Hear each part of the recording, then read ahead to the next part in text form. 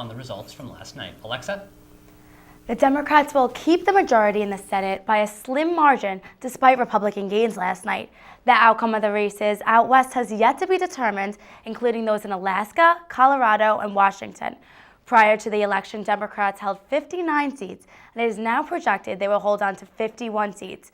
In all, Republicans picked up 6 Democratic seats in the Senate majority. Senate Majority Leader Harry Reid held on to a seat in Nevada and is urging Republicans and Democrats to find common ground.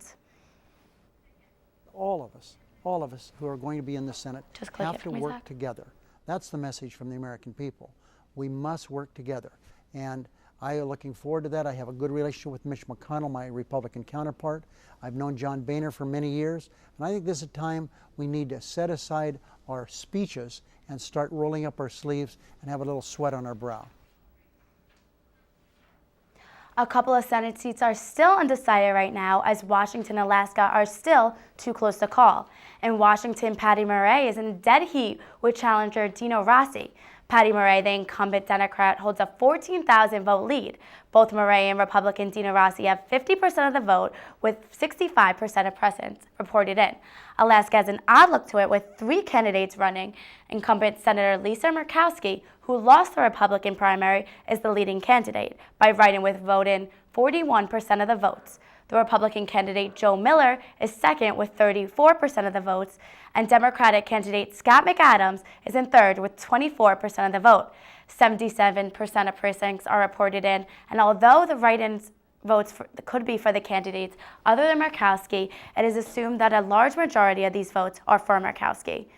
Taking a closer look into a few elections that have projected winners, in Colorado, Democratic incumbent Michael Bennet was announced as the winner just under 2 hours ago over Tea Party-supported Ken Burns. It was a close race with Senator Bennet by winning more than 50,000 votes over a mere 1% of the vote. Late last night in Pennsylvania, usually a Democratic state, elected Republican Pat Tomei over a Democrat Joe Sestak to take Arlen Specter's Senate seat and one of the nation's hotly contested races. Toomey beat Sestak only slightly with 51% of the votes, while Sestak took the remaining 49%.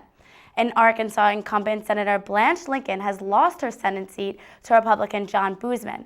Boozman won the race 58 to 37%. Lincoln was considered one of the most vulnerable incumbents and faced criticism with her stances on health care reform.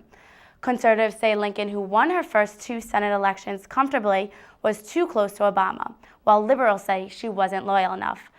Voters in President Obama's home state rejected his policies at the voting booth, giving his old Senate seat to a Republican.